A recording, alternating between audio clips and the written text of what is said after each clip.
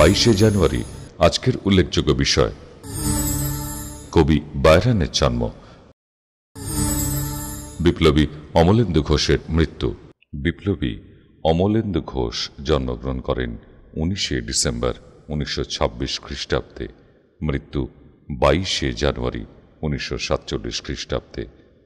ফরাসি সাম্রাজ্যবাদ কর্তৃক আক্রান্ত ভিয়েতনামের স্বাধীনতা সংগ্রামের সমর্থনে ময়মনসিংহ ছাত্র আন্দোলনের সময় পুলিশের গুলিতে নিহত হন অমলেন্দু ঘোষ।